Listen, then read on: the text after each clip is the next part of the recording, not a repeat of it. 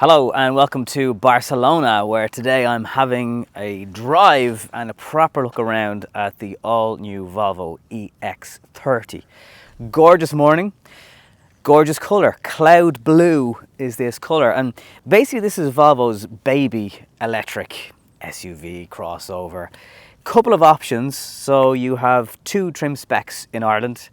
The entry price is actually, after grants, under €40,000, believe it or not, for the standard range. That car has a 51 kilowatt hour battery. It'll get you about 350 kilometres, but you've got to take that as that's idyllic conditions, so let's call it 300. It's also an LFP battery, which actually doesn't mind being charged more often. There's no cobalt in them. They're cheaper to make, but they're not as energy dense in terms of cells, so you don't get as much range out of it. But in the next few years, we're going to see more and more cars using LFP batteries, particularly in China, where Tesla and BYD use them all the time. And obviously, Volvo is now owned by a larger company that is also based in China. So let's have a little look around this car today. We will take it for a drive. We'll cover all the little clever bits. It's a Volvo. But have they managed to retain what Volvo stands for in a cheaper vehicle? Let's find it all out together today here on Nobby on Cars. So front of the car is very, very clean, very, very simple. There's no traditional grille because it's not needed. Now under that bonnet is a frunk. It's not the biggest frunk in the world, but there is space to put your cables and maybe a small bag. So you're not relying on the boot for cables. And on the boot, and I'll get to it in just a second, it's not the biggest boot in the world.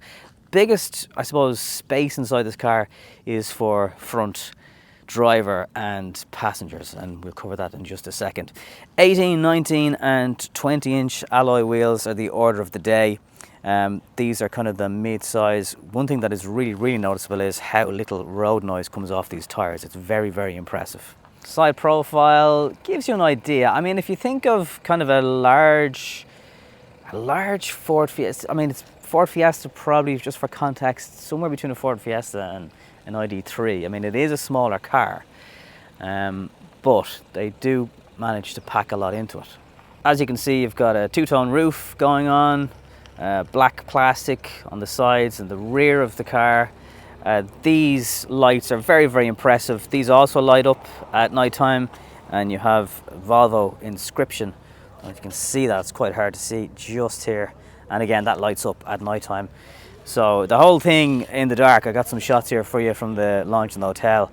It does look very, very impressive with everything lit up at night time. Now, if you're wondering, where do I go to sort out the boot? Well, it's this button here. And that opens the electric boot. Now, boot space is a little over 300 litres. 80 litres of that boot literage is including down here. So there's versatility in it that you can drop that, which is handy, but it is not the biggest boot in the world. If you're going to try and fit dog boxes and bikes and stuff like that in the back of the EX30, it's probably not going to work.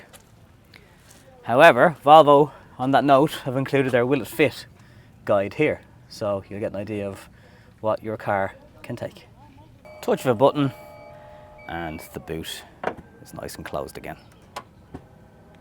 If you go for the ultra trim version of the car, and that will push the price up considerably into over €50,000, you will get a 22 kilowatt onboard charger as standard, and that means that you can basically charge the car on those on-street chargers. And there's no overstay. Well, the overstay fee is 8 hours, and this just gives you more flexibility. You're not relying on the much more in demand faster chargers. All kinds of thought and bits of recycled credibility have gone into the seats, depending on, well, all kinds of trims of it, but this is the fake leather, and I genuinely mean it when I say these seats in this car, they are some of the most comfortable seats I have ever sat in a vehicle. The way they curve around just here, there's just so much support. I mean, Volvo are famous for their comfortable seats, but these are unbelievable. This is your control wheel for moving the seat back, so you just twist it or push it depending on what way. So just for one button, again, saving use of plastic and building extra bits. As you approach the vehicle, you see EX30 just on the inside. Now, just talking about the steering wheel, it has obviously controls that you can manage most of the stuff comes through the screen, and I'll cover the screen in just a second. I can't say use the buttons too much because there's just so much on the screen, but you can access a good deal of the menus. There's obviously voice control on that steering wheel as well. As you'll probably know if you've done any research in this car, there's no instrument right in front of the driver. There is an infrared sensor there to see if you're paying attention. Wiper stalk is here, and this is your gear selector just down here with the handbrake on the side of that. Another thing that's perhaps frustrating is this doesn't open, so you might expect that to open. Here's your buttons, windows for front and rear. If you want to access rear, you got to press this. This is a drinks holder, pops out. If you've got two people in the car, you have it fully out. If you're only the sole occupant, you do that and you get one drinks holder, and then you can pop it away. Also down here, more storage for hiding things. These can pull out two USB-C chargers, and there is one charging plate just here. Now the reason that doesn't open is for something else, and the reason for that is here. So this is basically a load-in drawer, more mousse on the side of it, and you can store stuff here as a rear passenger, or again, as I've often said in these videos, if you've got a child who's a bit car sick, that's a puke bucket essentially, and that can be totally wiped. It goes back in here when you're not using it. More buttons for your windows and two USB-C charging points. A little pocket for your device in here, and the obvious thing about the back of the EX30 is space. So there is a little bit of a cutout, but if you are 6 foot or whatever, and I'm not, you're going to struggle here. Similarly, for feet, it's not, I mean, there's a bit of room there to fit in things. Flat floor, of course, being a totally ground up EV, but yeah, it's a little bit tight here in the back. However, headspace, you get more if you get the panoramic roof. It doesn't open, obviously. It's lovely tint on it. Touching it there, it's in the Barcelona sun, it's not even that hot. So there's plenty of headspace. It just doesn't really transfer to where your knees might want to go. So welcome to the inner sanctum of the car, and yeah, it's all gone on in this over 12-inch screen, which is a better system than you would have seen before in previous Volvos, but absolutely everything operates through this screen, including the mirrors. And we've seen that before in Tesla, but you operate one part of it on the screen and then you've got to go back to the steering wheel to actually adjust it. So this selects the menu for doing it and then you go back in here. That's a little bit strange.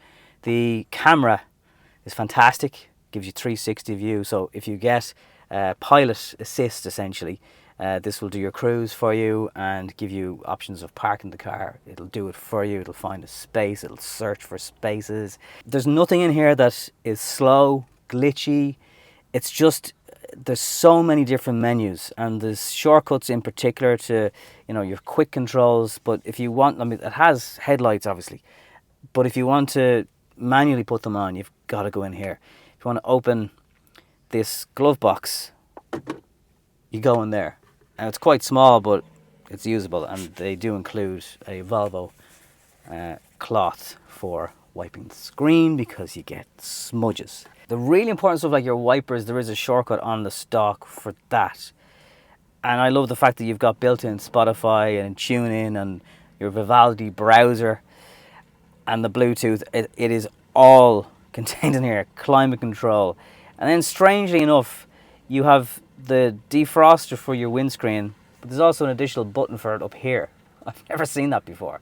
The sun visors don't have vanity lights. They've got mirrors, but you can't get a light. Now you have dimmable lights up here. You hold these down and they'll come on and get brighter or whatever. But yeah, everything is behind this screen, and it can be distracting. There is no doubt about it. You've got voice commands. Volvo say for a car this size, you don't need two screens. You're not using excess plastic, making more screens. You know, they have an answer for it. And in some ways, you got to take it at face value. But as the person using the car, there will be times when you are, where's that thing again? And certainly, as you get to know the car, it will get a bit more familiar to you. But hazard lights, for example, down here. Now this strip never leaves with climate control and stuff like that on it. So at least there's that. I love the Google-based nav. It's just like Google Maps on your phone. Tells you what percentage of battery you'll have when you get to your destination, and it is reliable. You know, you can trust what it says. So yeah, if we can move on beyond the screen, if you can get over some of the recycled materials, again, you got to take it at face value. There's a Harman Kardon bar that goes right across the front. Again, less space needed for speakers. That's the thinking behind that. But I tell you one thing, when you're sitting in this seat, it is just so comfortable. Standard performance version of the car is 272 brake horsepower, and actually, when you bury it, like it is enough. I've driven the higher performance mid 400s brake horsepower car. You just don't need it. I mean, yes, it is pretty much on a par with the Tesla Model Y performance version. It's 3.3 seconds, stupidly quick, but this one is 5.3 or something, or 5.1 to 100 kilometers. So it really, trust me when I say, it is more than enough. The steering, there's 3 different settings for how heavy you want the weight of it. There is one pedal driving that you can click on. Again, yes, it's in the screen, but it's actually very, very good and really useful in built up city centre environments. For the weight of this car, it's just over 1700 kilos, which for an EV is okay, which is strange enough, but it handles very, very well. I mean, there's a little bit of understeer. You just feel the limits of physics as you push it on, but really for normal driving, you're not going to notice it. And dare I say it, it's can you call an EV a bit of a driver's car? I just, the point and squirt nature of it, the brakes, particularly on the performance version, I did have to test them yesterday, were very, very good. It sweeps around these proper bending Spanish roads with absolute ease, and as I mentioned, that one pedal driving, you just lift off and it does its thing for you. Also, whether it's working in tandem with the nav or probably mapping out the roads, because it takes everything into detail, gradients, that's how it works out whether you'll get to your destination based on the percentage, but it will bring the car to a halt. Now, these are pre-production cars, so it hasn't got speed sign recognition. I am curious with the Pro Pilot system on it, will it change according to speed signs? So for example, on a 100 kilometer dual carriageway, if you go onto a 120 motorway, does the cruise automatically speed up for you? So I'll wait till we get the full production version of the car on Irish roads to answer that question for all of us. Performance version, you are looking at about 25 kilowatt hours per 100 kilometers. This car that we're testing today, it's hovering around 18 kilowatt hours per 100 kilometers, which is okay. I'm sure it will be better because, again, not full production vehicles, and also there's been many journalists with different types of variants of right feet driving, so you know, you could probably better that in your own terms. I can't overemphasize how comfortable these seats are. They really are. They hug you in, not in a massively bolstered way, but they're just comfortable. It's a fairly low down seating position. Again, if you're kind of tired of being in higher up SUVs and you fancy a change, this is definitely a more squatted down seating position. Visibility all around is excellent, really wide windscreen obviously. I love the frameless mirrors. It's just got enough style, and I don't think, I mean, you can go and find parts of the car where you'll say, okay, they've skimped there compared to, you know, an X90 or something, fair enough, but it's a totally different type of budget. I think by and large, all this regularly touched parts of the car are really good quality. And the parts that, you know, maybe are a little bit questionable, you can at least say, well, they are recycled. So, you know, you're doing your bit for the environment, essentially. Definitely the right mix of performance from the, well, this is the extended range version of the car. That is the one you're going to want, because although that 350 kilometer guesstimate on the entry-level car is probably enough for most people, if you factor in a cold day or bad weather or sustained motorway driving, that 350 kilometers is just not going to be achievable. Having said that, if you do want to spend the extra sort of €6,000 buying yourself the comfort of that a little bit of extra range. The dilemma, I suppose, would be if you want to get into the Ultra, which this is essentially an Ultra car, you are into the 50s, and then a car that was all of a sudden €38,000 is jumping by about the guts of, you know, into 15 grand, certainly 13. So I think to be spending that level on a car this size might be a little bit insane. If you're comfortable enough sticking with the cloth seats, I mean, they're not cloth seats as you might expect cloth seats to be. There's lovely different materials and textures and hues, and there's things that are meant to mimic granite on the parts of the door panels here and stuff like that. Certainly it isn't, but it does feel rough to the touch. But I think entry level, extended range, that's kind of the sweet spot of where I think most Irish customers are going to want to go with the all-new Volvo. Just to say, on the infrared sensor here that's staring at you at all times, you can turn it off. It can be a little bit intrusive, particularly with the speed. So if you go like a kilometre over the speed limit, it will beep, and if you're in stop-start traffic you could quickly do that repeatedly, and it does get a little bit annoying over time.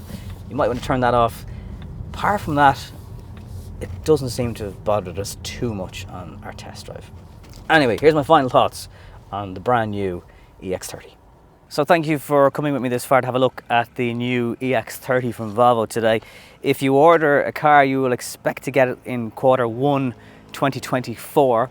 I think it's a really solid EV. Yes, it is on the slightly expensive side depending on what trim and version of powertrain you want, and the screen can be frustrating at times, but the seats, the performance from the standard output, the way it drives, the way it handles, it is a cracking little EV. And I just wonder, will we see people buying Volvos with this that haven't shown an interest, or perhaps just thought Volvo wasn't for them before?